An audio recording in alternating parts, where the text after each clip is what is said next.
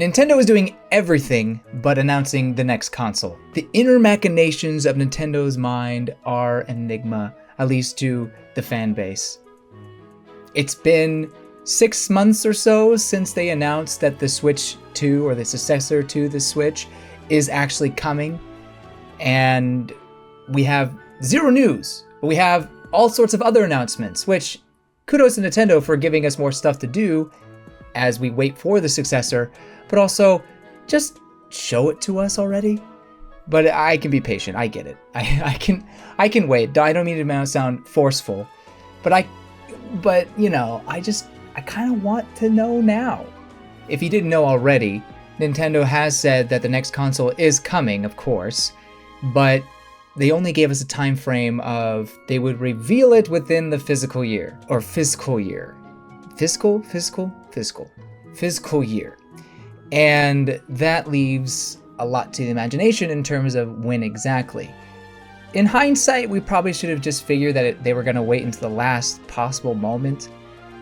But me and other Nintendo fans that you may call delusional thought that they may actually reveal the console within this year of 2024. And I actually thought that they would reveal it in October, and that we would get the reveal trailer and a bigger presentation in January or sometime in 2025, similar to how they did it with Nintendo Switch.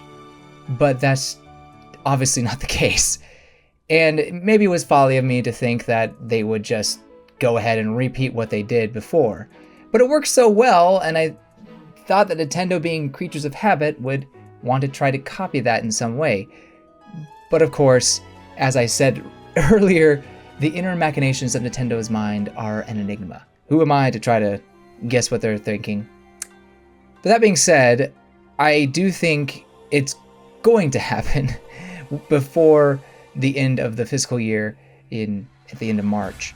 Don't know exactly when. I find it hard to believe that they wait right to the final day, but the final month I could see them waiting until March. Maybe if they want to be sentimental, they can do the Switch's anniversary, March 3rd or whatever it was, and reveal it there. I guess that would be kind of cool, kind of a neat way to send off the Switch by revealing the next console. And then the console itself probably wouldn't be fully rolled out until, I don't know, maybe September, October. But regardless, we have about a year or so to wait until we actually get the next console. So in the meantime, Nintendo gave us a few things to hold us over. A few projects that they probably had in the wings and were just waiting for the time where they had really nothing going on.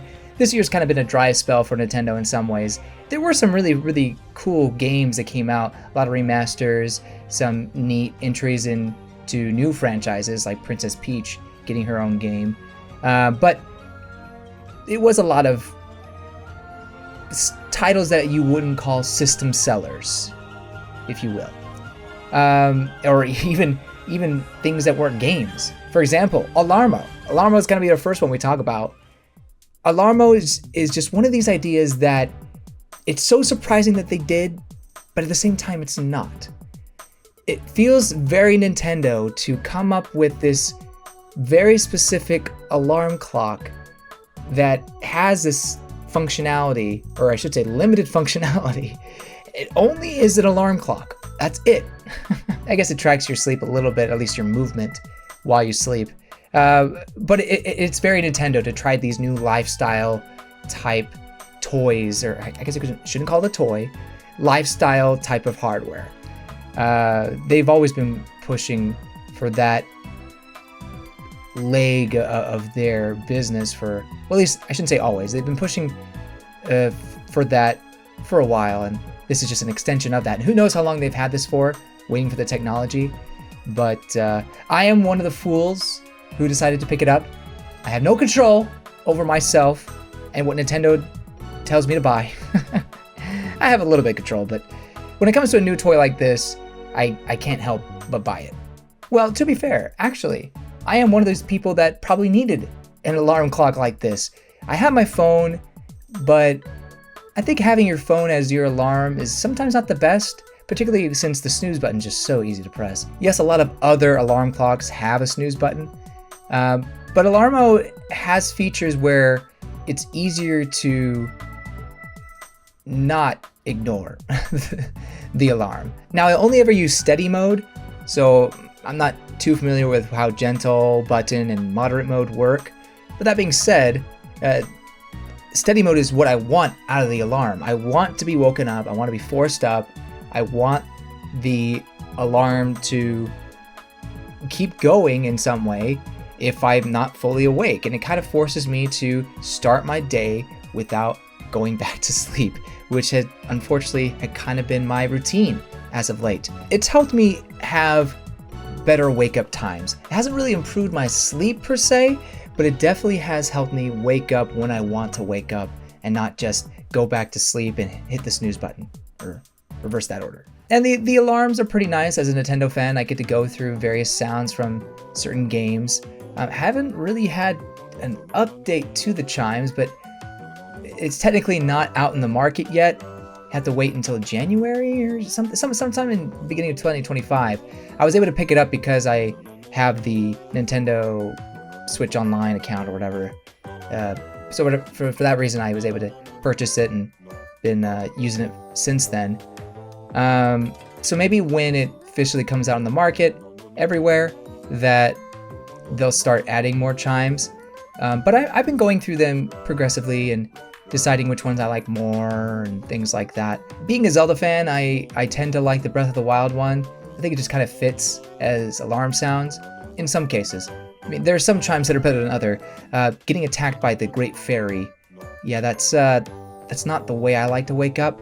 Although it does wake me up, so maybe it does do the job right. I don't know what's the best. I think the funniest Easter egg is just Zelda telling you to wake up.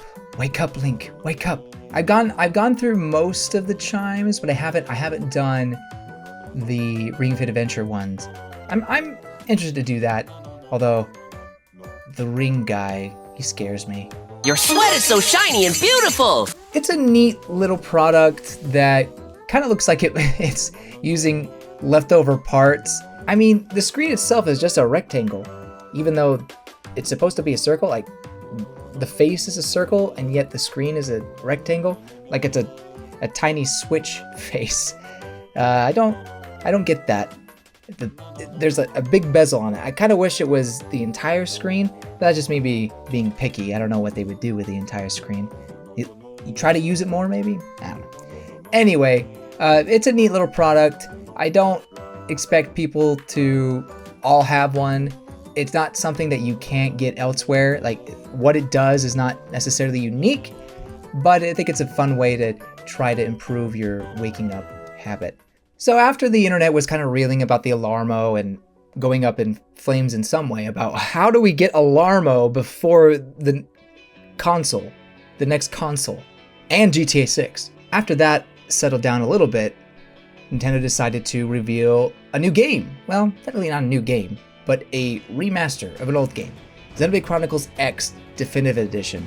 It was only a matter of time before Xenoblade Chronicles X left the Wii U. It would be a shame just to leave it there on a ancient console at this point, on a dead console, and just let other people get a chance to try it out. That being said, there were people that were worried it wouldn't happen just because of previous comments by the series creator Takahashi, or producer, who said that, you know, money-wise is just not feasible or something along those lines. I think that's just an excuse or a reason to put you off the trail so they can focus on the Xenoblade Chronicles series, like the 1, 2, and 3. Because I'm sure they knew that was something they wanted to focus on, and then they would get back to Xenoblade Chronicles X later. I was actually hoping that they would do a sequel to X instead of just doing the definitive edition, but this is a smart way to bring back X. If they wanted to do a sequel to X, introduce this to a larger collection of players, and then bring X2 in a couple years and show that off. And yeah, I mean, I can't know for sure if that's what they're going to do.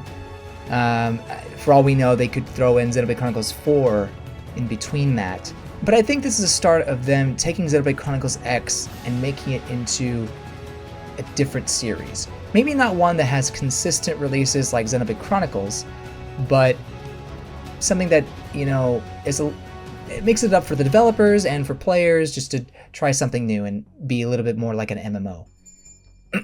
See, there's my Alarmo going off. Got the Pikmin going off.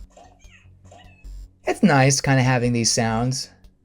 I will say though, the Mario one is frightening, horrifying. You'll just be sitting around and then all of a sudden you hear, just hear these steps getting closer and closer and closer and closer until you hear the Mario jumping up and grabbing the box. It's terrifying. When it first happened, I literally thought someone was running up behind me to stab me or something. Even though I'm just by myself in my house. So that one I like everything but the hourly chime. That one scares me. Anyway, back to Xenoblade Chronicles X. Of course it looks fantastic. Not to say that the Wii U ever looked bad. I did see some people saying, well, the Wii U version looks better than the Switch version. Not true. Unless you just like the art style of X better, that's fine. Although I disagree. I think the art style, the change that they made is much better. I've always had an issue with Xenoblade Chronicles X's character design. Just some of their faces were just so off-putting. Not Elma though. Elma I've always liked, but I also like the changes that they made to her face in the definitive edition. But yeah, I think graphically speaking, it's gonna be good. It's gonna be solid. I'm interested to see how they implement some of the online features that are more team-based, those kind of things. And of course, the new content that they have added. What does that do to the series as a whole? Does it bring X into the main series, or does it keep it separated? Knowing Takahashi, I wouldn't be surprised if he tried to connect it somehow. But it has been refreshing to know that X is just by itself, not necessarily connected to Xenoblade as a whole. But who knows? I'd be open to whatever they choose to do, as long as they do it well. And I have confidence in Monolith Soft that they will do this fantastically well. If you haven't played Xenoblade Chronicles X, highly recommend. The combat style is more similar to how Xenoblade Chronicles 1 works. At least you know how you have your arts and you can toggle through them. The combat system is similar in that way, but there's much more going on, of course, and it does differentiate itself from the first game by quite a lot, especially the further on you get in the game.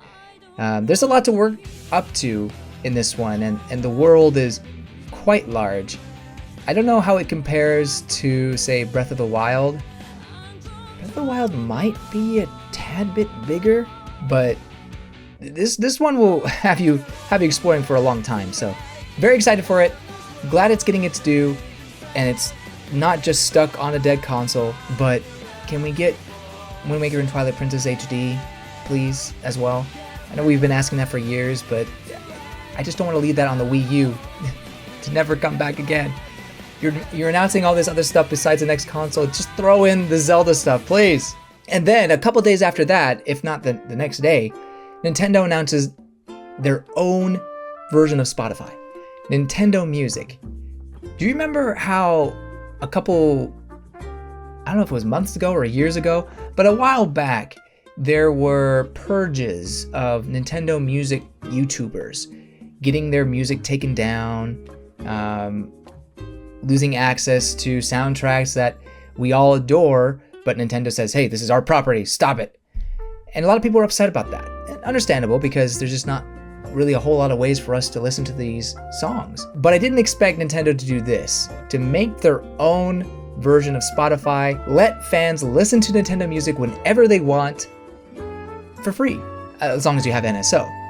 And that's fantastic. I think it's one of the best things Nintendo has done in a long time. It's not complete, you know, they don't have a lot of titles, but what they have so right now is good. You know, Odyssey, Breath of the Wild, Splatoon, some really classic games, plus Wii menu chimes.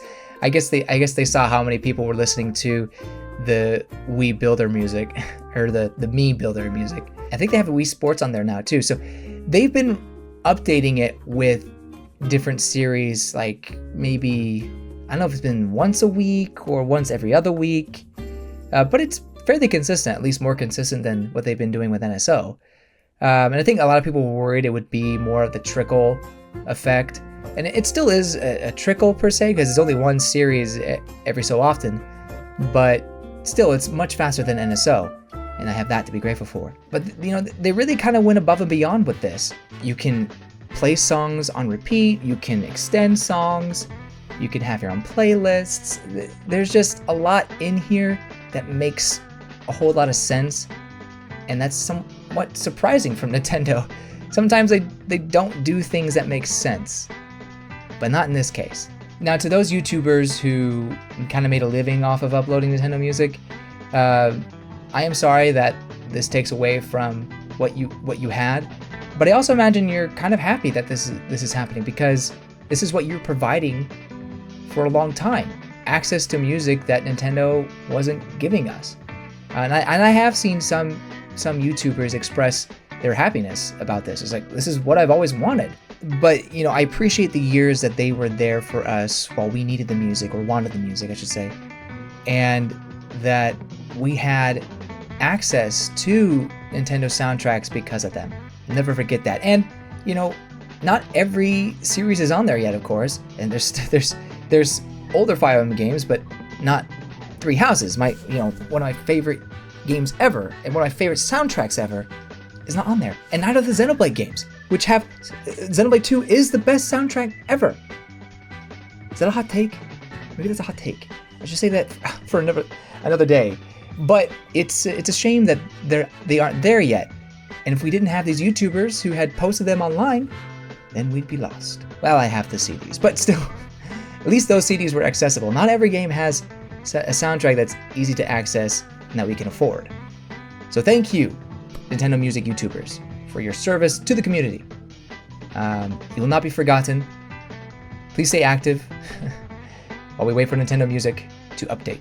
Very excited that Nintendo decided to make their own version of Spotify, and I hope it continues to update quickly with some great titles.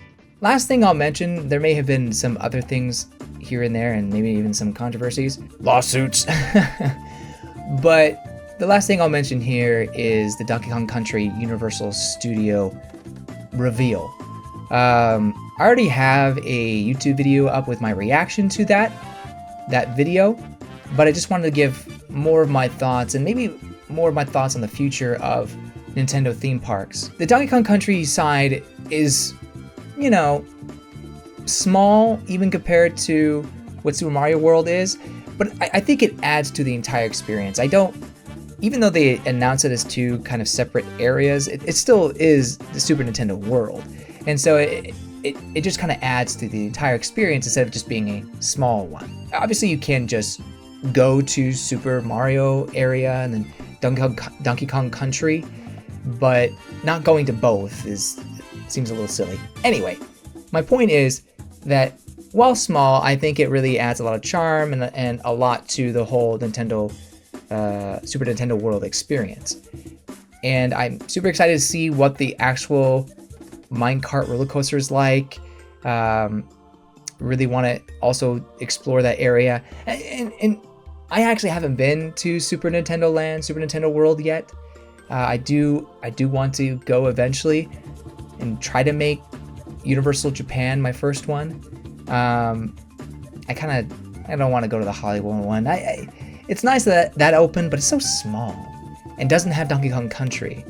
So either I go to the one in Osaka or I go to the one in Orlando. I will keep you posted, and I will definitely do a video of my impressions on that when I do. Now, that being all said, Nintendo would be missing out on incredible opportunities here if they didn't consider expansion. I think Donkey Kong Country will be a success, especially since it's part of the Mario section, or they're connected in that way. So they're not going to lose out or lose money on it, I don't think. So if anything, they're going to want to continue working with Nintendo, Universal Studios, that is. So what would be the next expansion? I mean, Splatoon is huge in Japan. I could see that being more of a pop-up type situation, kind of similar to what Pokemon does from time to time at Universal. Kirby has cafes everywhere along Japan.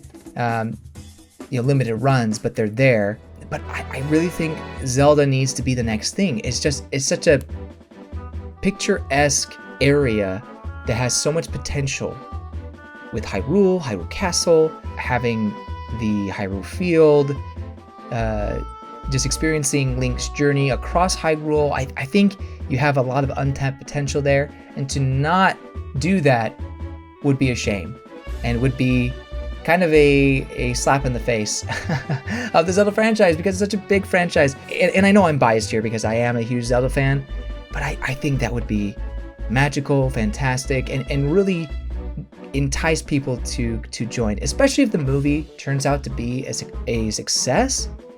If that happens, I don't have high hopes, but if that happens, I mean, you will get people coming to this land in droves. I mean, I think they already will, if it was a thing, because Breath of the Wild is such a huge Breath of the Wild, Tears of the Kingdom. The Zelda IP right now, particularly in the West, is huge, and to not take advantage of that is criminal. I hear rumors about expansions in 2025 or 2026 for Epic Universe, or some rides that are closed that could be replaced with Hyrule Castle or something like that. There's even a rumor that Zelda would get a water ride of some kind, which I'm not opposed to, but I do think it's a little strange for Zelda. I mean, if you go to Twilight Princess, you can do the log ride. Everyone loves that mini game, right? Yeah, I guess you could travel through Zora's Domain. That could be nice, but certainly wouldn't be my first pick of a Zelda-themed attraction. But regardless, those are just rumors. There's really nothing that's supporting them from what I can see. It would be great if that's what's next for Nintendo. But first they have to open up Donkey Kong Country and Epic Universe. Donkey Kong Country being this year in Japan and then next year in Orlando. But, you know, they got to announce it at some point that they're building the next one. And maybe that will happen in a year or so that they announce it. But I'm very hopeful for the future of Super Nintendo World. I think it's a success in Japan and Hollywood, and will continue to be a success with its expansions, and then in Epic Universe in Orlando. So hopefully that leads to more Nintendo theme parks. In between all this, Nintendo also announced that the next console will have backwards compatibility with Switch games and NSO. Both huge points that I'm glad they cleared up now rather than never. You know, it would have been nice if they just revealed the whole thing along with this announcement, but for whatever reason, they wanted to settle people down and say, hey, it's going to be okay. There will be backwards compatibility. Your Switch games are totally fine. Please buy Switch games. I think it was just to try to boost sales, really. But it's good to know that going forward we will be able to play our Switch games, and not just that, but NSO will connect with this next console. So knowing that, Metroid Prime Beyond, I guess they could start revealing more of it at any point, because it's coming to Switch already. But I think they're gonna wait until they're ready to reveal the next console, and just show what it's like on that console, and maybe make it a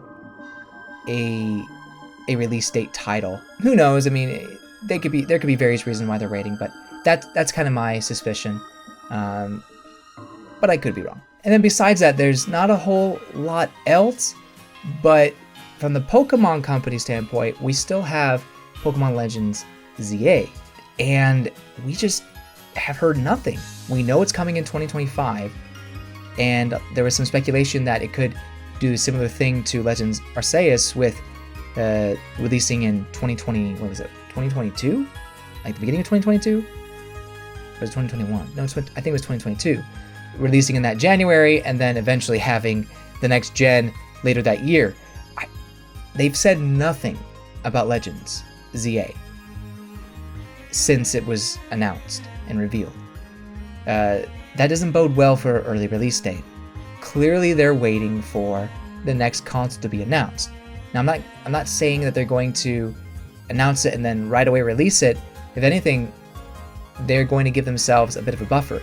So where does that put the next generation of Pokemon though? The optimist in me wants to believe that they are pushing that baby back another year and giving themselves more development time because they realize how terrible Scarlet and